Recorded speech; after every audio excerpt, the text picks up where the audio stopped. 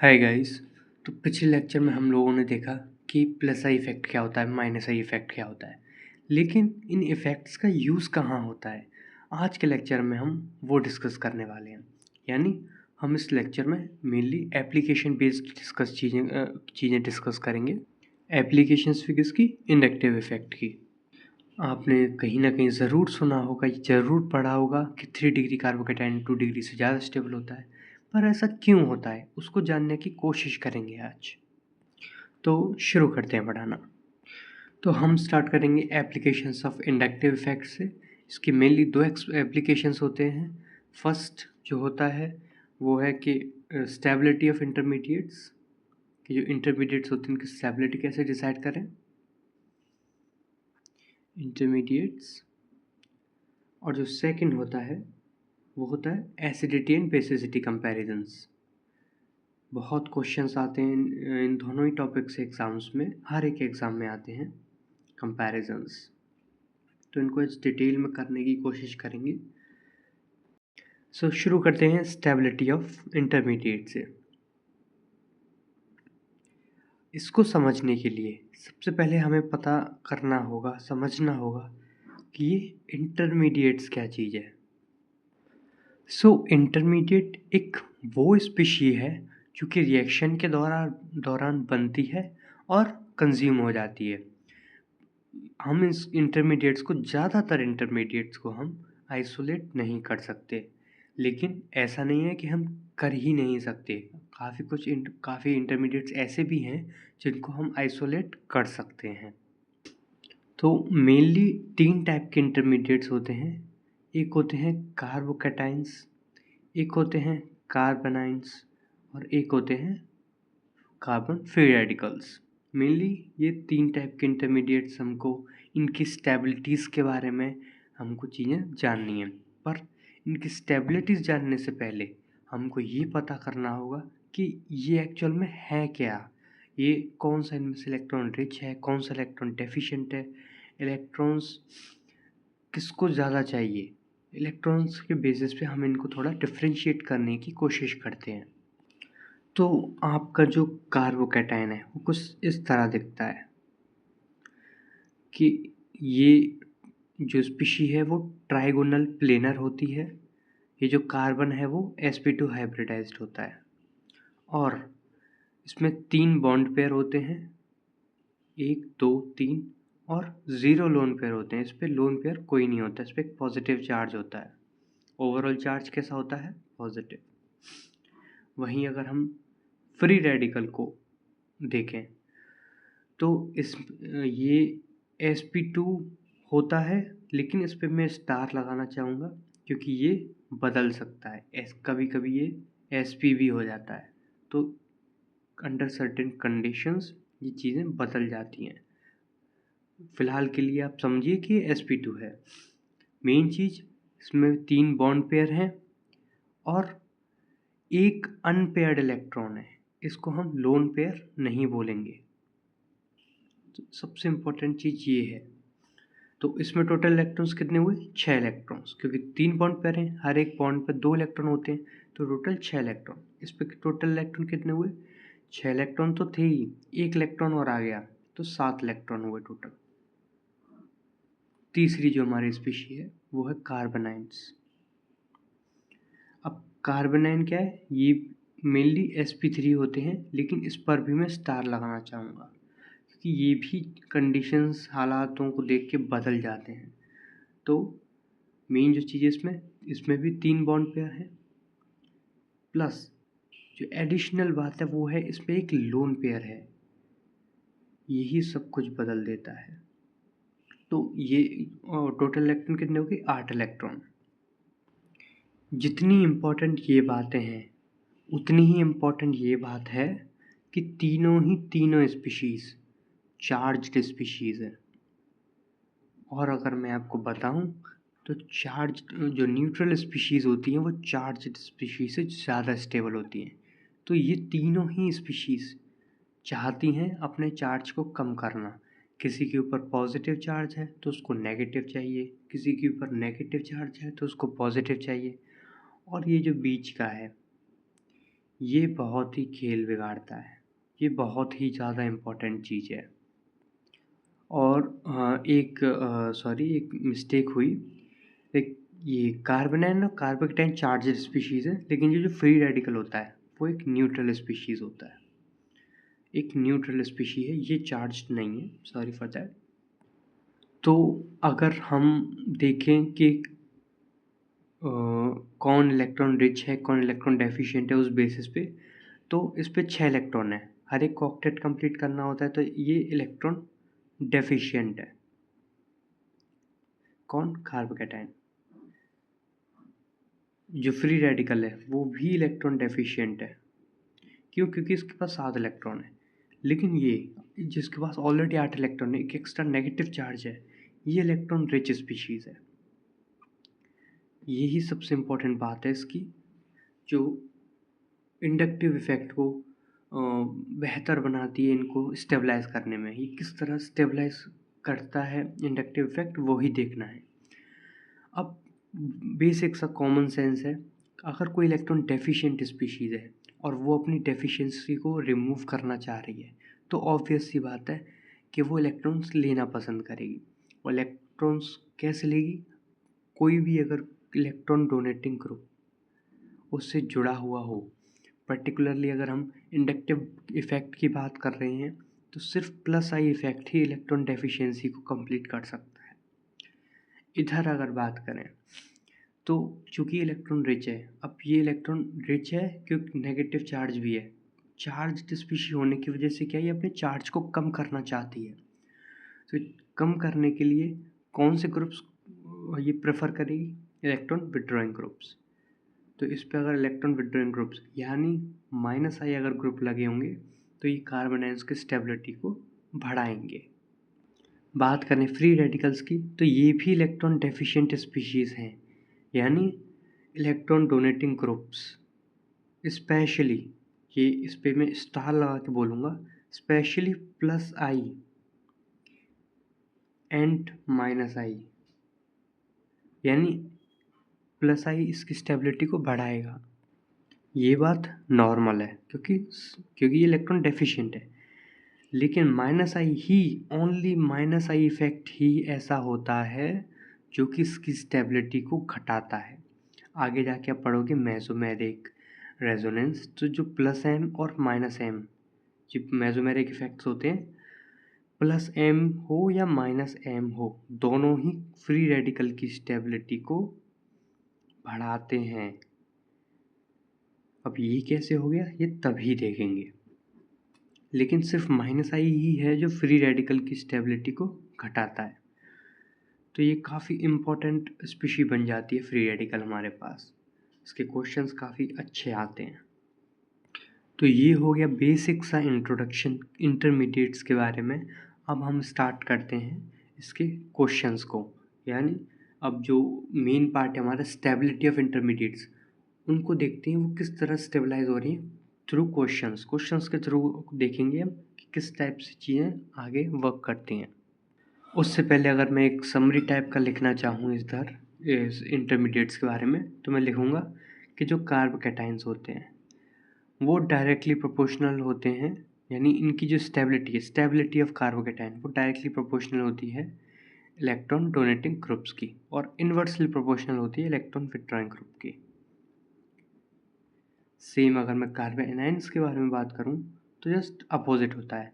इनकी जो स्टेबिलिटी है वो इलेक्ट्रॉन विड्रॉइंग ग्रुप्स के डायरेक्टली प्रोपोर्शनल और इलेक्ट्रॉन डोनेटिंग ग्रुप्स के इन्वर्सली प्रोपोर्शनल होती है। लेकिन अगर मैं फ्री रेडिकल का बोलना चाहूँ कि ये बात सच है कि इसकी जो स्टेबिलिटी होती है फ्री रेडिकल की, वो डायरेक्टली प्रोपोर्शनल होती है इलेक्ट्रॉन डोनेटिंग ग्रुप के, ये बात सत्य है, सच है। लेकिन अगर मैं लिखूं कि फ्री रेडिकल की जो स्टेबिलिटी है इन्वर्सली प्रोपोर्शनल होती है इलेक्ट्रॉन विड्रॉइंग ग्रुप के, तो ये बात सरासर गलत है, क्योंकि इलेक्ट्रॉन विड्रॉइंग ग्रुप्स में माइनस एम भी आता है, माइनस आई भी आता है। तो हमको सिर्फ ये लिखना पड़ेगा कि जो फ्री रेडिकल की स्टेबिलिटी होती है वो सिर्फ माइनस आई के इन्वर्सली प्रोपोर्शनल होती है, बाकी जो फ्री रेडिकल से अगर प्लस एम हो, प्लस आई हो, माइनस एम हो, तीनों ही स्टेबिलिटी बढ़ाते हैं, ओनली माइनस आई ही घटाता है। ये बात ध्यान रखना। तो शुरुआत करते हैं एक बेसिक से क्वेश्चन की। बहुत सिंपल क्वेश्चन है कि ये दोनों कार्बोकैटाइंस हैं हमारे पास, इन दोनों में सबसे ज़्यादा स्टेबल कौन सा होगा। तो जैसे कि मैंने बोला कि इनमें आप सबसे पहला स्टेप है डिफरेंस पता कीजिए। इसमें भी वो 3 कार्बन चेन है नॉर्मल, इसमें भी वो है, जो एक्स्ट्रा चीज़ है वो ये है। तो इसके बेसिस पे आप जज कीजिए। तो हमको पता है methyl plus I effect show करता है, लेकिन फ्लोरीन माइनस आई इफेक्ट करता है। और अगर हम कार्बोकैटाइंस की बात करते हैं तो प्लस आई उसको स्टेबलाइज करता है, यानी ए और बी में से कौन सा ज़्यादा स्टेबल हो गया, बी ज़्यादा स्टेबल हो गया। तो ये तो बेसिक सा क्वेश्चन था। धीरे धीरे करके थोड़ा लेवल अप करते हैं। ये है दूसरा क्वेश्चन। ये एमी का मतलब मिथाइल। तो इधर मिथाइल प्लस आई इफेक्ट, इधर क्या है, एल्डिहाइड है। एल्डिहाइड क्या है, माइनस आई इफेक्ट शो करता है। तो ए और बी में कौन स्टेबल होगा। अब चूंकि फ्री रेडिकल है तो फ्री रेडिकल है और इंडक्टिव इफेक्ट का कंपैरिजन कर रहे हैं, तो यस ये बात सच है कि प्लस आई तो बढ़ाता है स्टेबिलिटी और माइनस आई घटाता है, यानी ए ज़्यादा स्टेबल हुआ बी से। नेक्स्ट क्वेश्चन की तरफ बढ़ते हैं। तो इसमें हमें कार्बेनाइन से पहली बात तो जो भी आंसर अगर थोड़ा 3 डिग्री ग्रेटर देन 2 डिग्री देना चाहे तो पहले ये देख ली कि ये कार्बोएनाइन है, कार्बोकैटायन नहीं है। इसमें क्या है कि इसमें सिर्फ एक ही प्लस आई इफेक्ट शो करेगा, एक ही प्लस आई ग्रुप है, इसमें 2 प्लस आई हैं, इसमें 3 प्लस आई हैं। तो जितने ज़्यादा प्लस आई होंगे उतना ही ज़्यादा डीस्टेबलाइज होगा, क्योंकि कार्बोनाइन्स की बात कर रहे हैं हम कार्बोकैटायन की बात नहीं कर रहे हैं। कार्बोनाइन के केस में प्लस आई डीस्टेबलाइज करते हैं। तो सबसे पीछे तो ये सी ही हो जाएगा, देन बी, देन ए। तो सबसे ज़्यादा स्टेबल होगा ए, देन बी, देन सी। तो ये यहाँ से मैं ये भी लिख सकता हूँ कि जो 1 डिग्री कार्ब एनाइन है वो ज़्यादा स्टेबल होता है 2 डिग्री कार्ब एनाइन से, उससे भी ज़्यादा होता है 3 डिग्री कार्ब एनाइन। तो ये बात बिल्कुल सत्य है। देखते हैं नेक्स्ट क्वेश्चन। तो इधर से इधर क्या हो रहा है, ड्यूटेरियम जो है, जो हाइड्रोजन का आइसोटोप है, उसका नंबर बढ़ रहा है। और मैंने बताया था कि जो भी हाइड्रोजन के आइसोटोप्स होते हैं वो क्या है, प्लस आई इफेक्ट शो करते हैं। तो जितना ज़्यादा ड्यूटेरियम्स होंगे उतना ही ज़्यादा प्लस आई इफेक्ट होगा। तो सबसे ज़्यादा स्टेबल ये हो जाएगा, देन ये। सो क्वेश्चंस को और ही थोड़ा कंबाइन करने के लिए थोड़ा एक टॉपिक और है, एसिडिटी एंड बेसिसिटी। मेनली हम इसमें इस वीडियो में एसिडिटी कंपेयर करेंगे, एसिडिटी ऑफ कार्बोक्सिलिक एसिड्स या एसिडिटी, जनरल एसिडिटी हम देखते हैं, इसका जो सेकंड एप्लीकेशन है। देन हम थोड़ा मिक्स्ड क्वेश्चंस लगाएंगे। इसको एसिडिक स्ट्रेंथ भी बोलते हैं।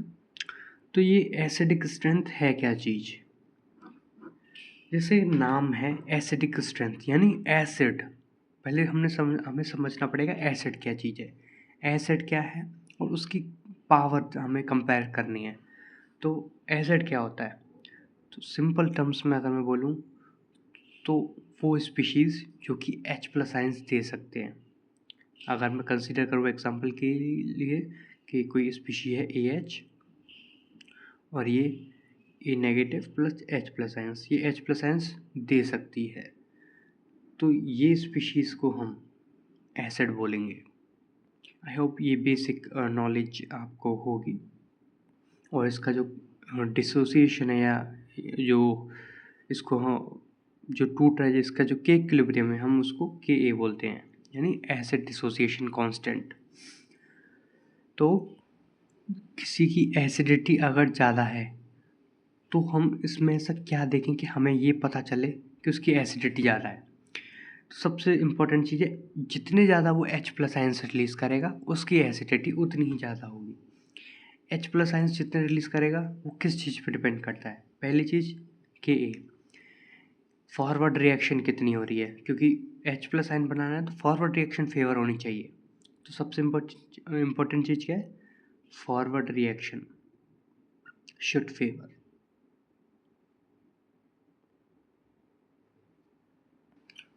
और फॉरवर्ड रिएक्शन कब फेवर होगी, जब ये जो बनने वाली स्पीशी है कार्बेनाइन वो स्टेबलाइज हो सके, वो ज़्यादा स्टेबल हो। तो जो सॉरी, ये कार्बेनाइन नहीं है, इसको हम बोलते हैं कॉन्जुगेट बेस। इनऑर्गेनिक में आप ये कॉन्जुगेट एसिड बेस काफ़ी पढ़ते हैं, तो वही वाला कॉन्जुगेट बेस है ये। कुछ नहीं, जो भी H+ छोड़ने के बाद जो भी स्पीशीज़ बचती है उसको हम कॉन्जुगेट बेस बोलते हैं। लेकिन इम्पॉर्टेंट चीज़ क्या है कि जो भी कॉन्जुगेट बेस होगा उस पर नेगेटिव चार्ज आएगा। तो बेसिकली हमें स्टेबलाइज किसको करना है, इस नेगेटिव चार्ज को। तो हमें देखना पड़ेगा stability of this conjugate base और basically stability of negative charge. तो ये किस चीज़ पर डिपेंड कर सकती है? अगर मैं बोलूँ कि एसिडिटी किन किन चीज़ों पर डिपेंड करती है। पहली चीज़, एसिडिटी ज़्यादा का क्या मतलब है? इसका सिंपल मतलब है कि H+ आयंस ज़्यादा रहे होंगे। H+ आयंस ज़्यादा क्यों रहे होंगे? क्योंकि फॉरवर्ड रिएक्शन ज़्यादा रही होगी, फॉरवर्ड रिएक्शन ज़्यादा प्रेफर हुई होगी। तो जितनी ज़्यादा फॉरवर्ड रिएक्शन प्रेफर होगी उतनी ही जो Ka है, जो एसिड डिसोसिएशन कांस्टेंट की वैल्यू, वो बढ़ेगी, यानी Ka ज़्यादा रहा होगा। अब एक टर्म और होता है pKa। Ka और pKa एक दूसरे के इन्वर्स प्रोपोर्शनल होते हैं, तो Ka बढ़ता है तो pKa कम होता है। तो ये चीज़ आप अपने दिमाग में रखना। क्वेश्चंस में एसिडिटी ऑर्डर भी पूछ सकता है, वो Ka का ऑर्डर भी पूछ सकता है और pKa का ऑर्डर भी पूछ सकता है। जिसकी जितनी कम pK है वो उतना ही ज़्यादा एसिड, जिसकी जितनी ज़्यादा Ka है वो उतना ही ज़्यादा एसिड, जो जितना ज़्यादा H+ आयन से रिलीज़ करेगा वो उतना ही ज़्यादा अच्छा एसिड, या जिसकी उसकी एसिडिक स्ट्रेंथ उतनी ही अच्छी। तो आसान शब्दों में हम लिख सकते हैं स्टेबिलिटी ऑफ कॉन्जुगेट एनाइन जो है, अब चूँकि एनाइन है तो डायरेक्टली प्रोपोर्शनल होगी इलेक्ट्रॉन विथड्रॉइंग ग्रुप्स के, इन्वर्सली प्रोपोर्शनल होगी इलेक्ट्रॉन डोनेटिंग ग्रुप्स के। सबसे इम्पॉर्टेंट चीज़। दूसरी चीज़, अगर आपको Ka वैल्यूज़ दे रखी हैं तो डायरेक्टली प्रोपोर्शनल होगी Ka वैल्यूज़ के और इन्वर्सली प्रोपोर्शनल होगी pKa वैल्यूज़ के। ये सबसे इम्पॉर्टेंट चीज़ है इस पूरी स्टेबिलिटी ऑफ कॉन्जुगेट एनाइन में। पूरी एसिडिटी को डिफाइन करने के लिए, पूरी एसिडिटी को ढंग से समझाने के लिए ये चीज़ आपको पता होनी चाहिए। तो कुछ क्वेश्चंस देख लेते हैं। इस क्वेश्चन में हमें एसिडिक स्ट्रेंथ को कंपेयर करना है। तो जब भी एसिडिक स्ट्रेंथ को कंपेयर करना हो, चाहे वो किसी भी चीज़ की हो, सबसे पहला काम करना है H+ को रिमूव करना है और कॉन्जुगेट बेस बनाना है। तो हर एक ऑप्शन में सबसे पहला काम यही करते हैं। इसका अगर कॉन्जुगेट बेस बनेगा, H+ निकल गया तो O नेगेटिव बचेगा, इधर CH3 CH2 O- बचेगा, इधर 2 CH3 हैं, CH CH3 O- बचेगा, और इधर जो टर्शियरी ब्यूटाइल ग्रुप है ये O- बचेगा, यानी ये तीनों मिथाइल है, तीनों मिथाइल ग्रुप्स होते हैं। तो पहला काम डन, हमने H+ को निकाल दिया और कॉन्जुगेट बेसिस बना लिए। अब ये जितने ज़्यादा स्टेबल होंगे उतना ही ज़्यादा H+ रिलीज़ होना चाहेगा। तो हमें इन कॉन्जुगेट बेस जो हैं इनकी स्टेबिलिटीज़ को जज करना है, ठीक है। तो इन चारों में सबसे ज़्यादा स्टेबलाइज कौन होना चाहेगा? मैंने बताया था कि कार्बोनाइन नहीं, जो भी एनाइंस हैं, ये एनाइंस को इलेक्ट्रॉन विड्रॉइंग ग्रुप्स ही स्टेबलाइज कर सकते हैं। अगर इलेक्ट्रॉन डोनेटिंग ग्रुप्स लगे हुए हैं तो डिस्टेबलाइज ही करेंगे। लेकिन ये और ये, इन चारों में सबसे ज़्यादा डिस्टेबलाइज कौन करेगा? चारों ही डिस्टेबलाइज कर रहे हैं, ये समझते हैं हम। लेकिन सबसे कम डिस्टेबलाइज तो यही करेगा क्योंकि एक ही मिथाइल है, तो छोटा सा ही प्लस आई है इसका, फिर इसका, फिर इसका, फिर इसका। तो ABCD में अगर हम स्टेबिलिटी ऑफ कार्बोनाइन की ऑर्डर का बात करें तो सबसे ज़्यादा स्टेबल होगा A, then B, then C, then D। Correct.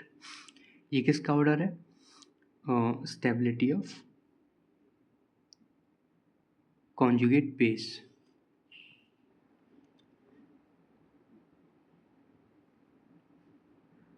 और जो स्टेबिलिटी ऑफ कॉन्जुगेट बेस का ऑर्डर होगा वही ऑर्डर होगा एसिडिक स्ट्रेंथ का। तो एसिडिक स्ट्रेंथ का भी सेम ही ऑर्डर है, वही ऑर्डर होगा Ka वैल्यूज़ का। लेकिन जो भी इन तीनों का ऑर्डर है, अगर पूछ लिया जाए pKa वैल्यूज़ का ऑर्डर, तो जस्ट इसका रिवर्स हो जाएगा, यानी D then C then B then A। जो जितना ज़्यादा स्टेबल उसकी pKa उतनी ही कम। तो ये बात आप याद रखना। तो अब इस क्वेश्चन की जो ये तीन मॉलिक्यूल्स दे रखे हैं, जो तीन कंपाउंड्स दे रखे हैं, इनकी एसिडिक स्ट्रेंथ को हम कंपेयर करते हैं। तो सबसे पहला स्टेप वही, H+ को निकालो, नेगेटिव बनाओ, H+ को निकालो, नेगेटिव बनाओ, H+ को निकालो, नेगेटिव बनाओ। अब इन तीनों कॉन्जुगेट एनाइंस की स्टेबिलिटीज़ को अरेंज करो। तो सबसे पहली चीज़ कि ये तीनों ही ग्रुप प्लस आई ग्रुप हैं, ये क्लियर है आपको। ये भी प्लस आई है क्योंकि नॉर्मल एल्केन चेन्स ही हैं, इस पे कोई भी ऐसा फंक्शनल ग्रुप या कोई भी इलेक्ट्रोनेगेटिव ग्रुप नहीं जुड़ा हुआ। तो ये भी प्लस आई है, ये भी है, ये भी है। अब प्लस आई का ऑर्डर अगर हमें पता चल गया तो एसिडिक स्ट्रेंथ का जस्ट रिवर्स हो जाएगा, क्योंकि प्लस आई तो अल्टीमेटली उसको डिस्टेबलाइज ही कर रहा है। तो प्लस आई का ऑर्डर क्या है, तो मैंने बताया था कि प्लस आई का ऑर्डर देखना हो तो DBN रूल फॉलो होता है, यानी डिस्टेंस सबका सेम है। कार्बोक्सिलिक एसिड से फर्स्ट कार्बन पे ही है सब, जितनी भी ब्रांचिंग हो रही है वो फर्स्ट कार्बन पे ही हो रही है। सेकंड देखना है हमें ब्रांचिंग को।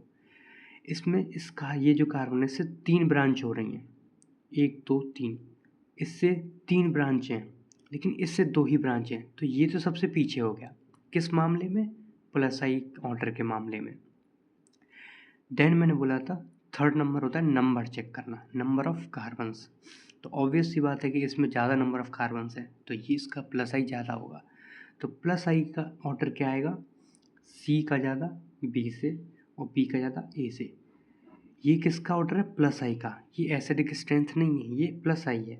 तो एसिडिक स्ट्रेंथ का ऑर्डर क्या होगा, जस्ट अपोजिट, क्योंकि इनवर्स रिलेशन होता है जितने भी इलेक्ट्रॉन डोनेटिंग ग्रुप्स होते हैं एसिडिक स्ट्रेंथ का।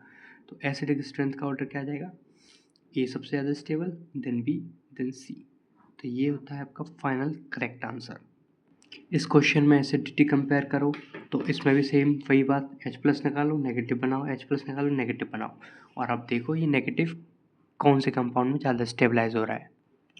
तो चूँकि दोनों ही माइनस आई ग्रुप्स हैं, तो माइनस आई ग्रुप के लिए क्या है, DNP रूल फॉलो होता है, यानी डिस्टेंस। तो इस ऑक्सीजन से देखें तो 1 2 दोनों ही सेम डिस्टेंस पे हैं। देन N नंबर एक एक ही हैं दोनों। लास्ट में हम चेक करते हैं प्रायोरिटी या पावर को। तो हमें पता है कि पावर क्या है, Na3+ की ज़्यादा है। क्यों ज़्यादा है, क्योंकि इस पर पॉजिटिव चार्ज है, मैंने बताया था पिछले लेक्चर्स में।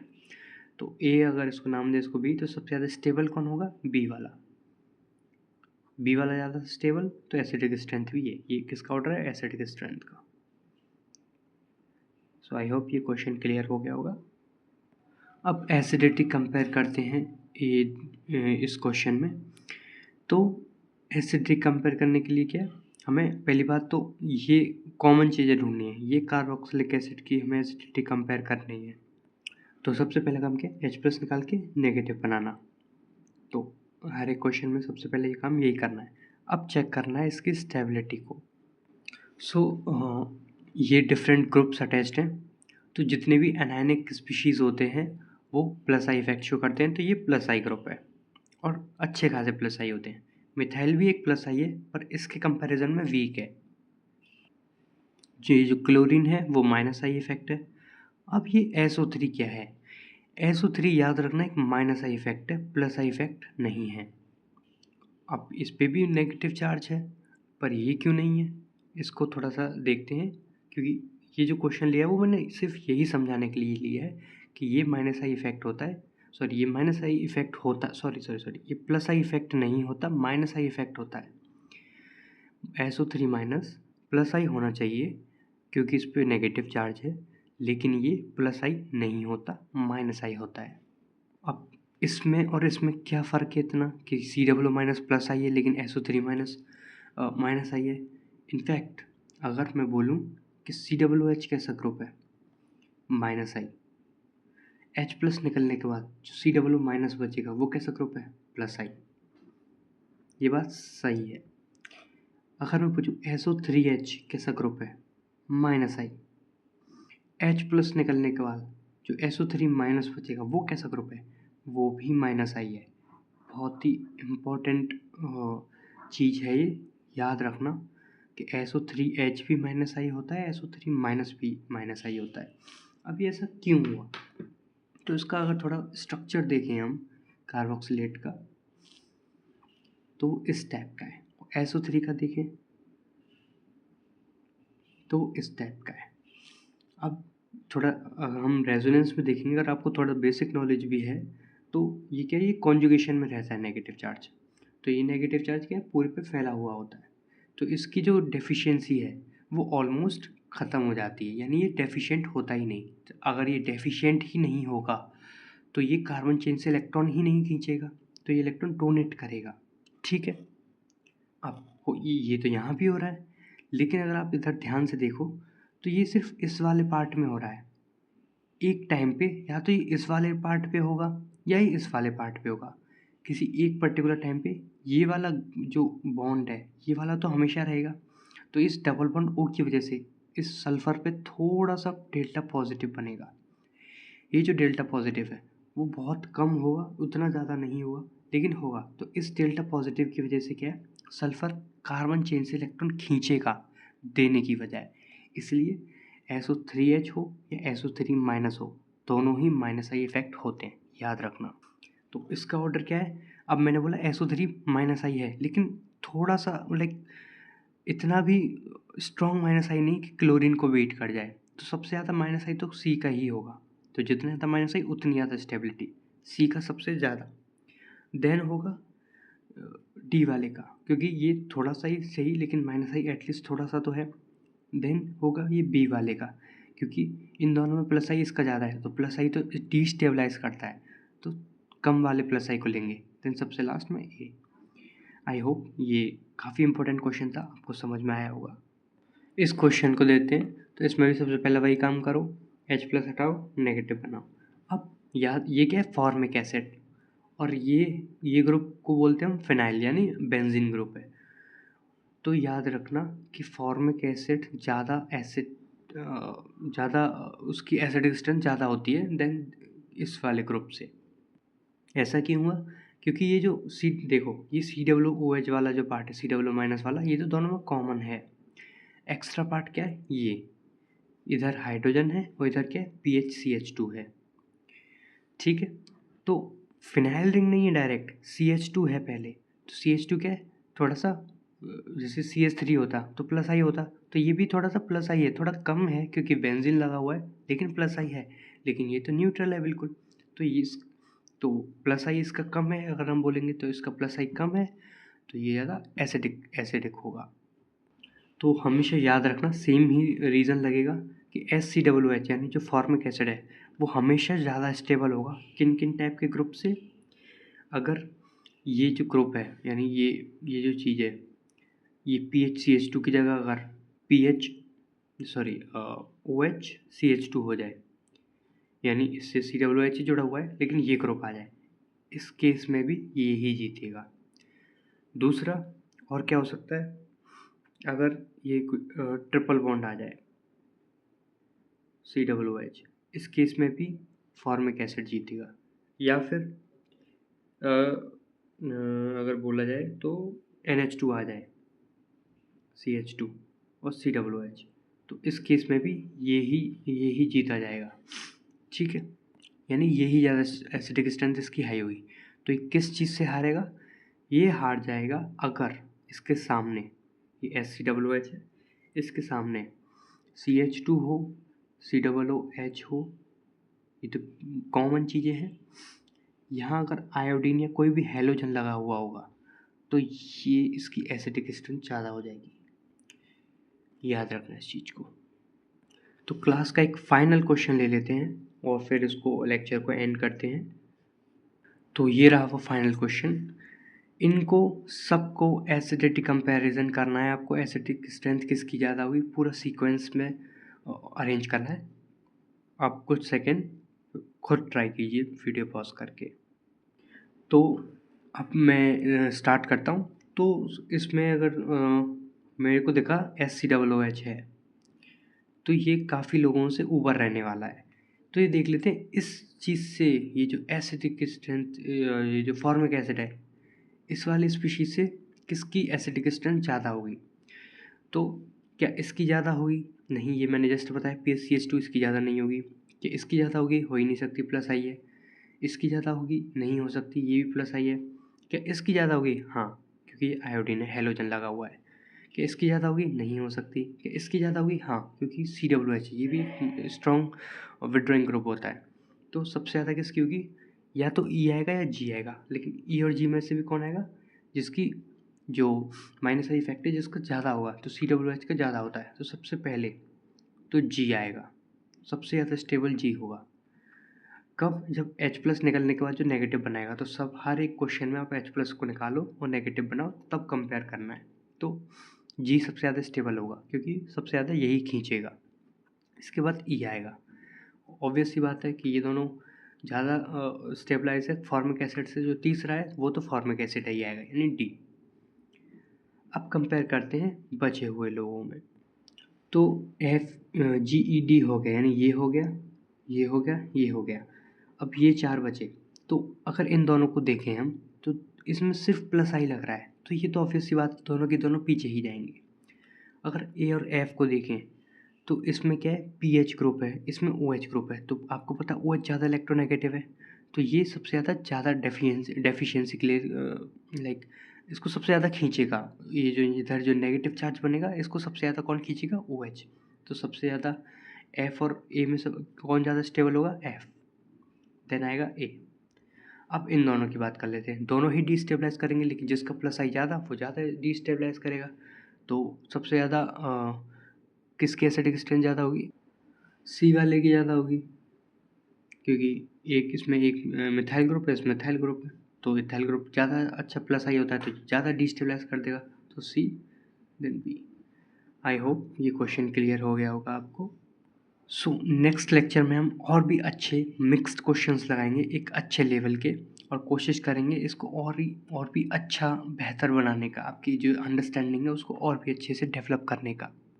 तो नेक्स्ट लेक्चर देखना बिल्कुल मत भूलना, और आपको इंडक्टिव इफेक्ट में थोड़ी सी भी अगर प्रॉब्लम है तो लास्ट जो 2 लेक्चर हैं वो ज़रूर देखना, आपकी सारी दिक्कतें दूर हो जाएंगी। धन्यवाद।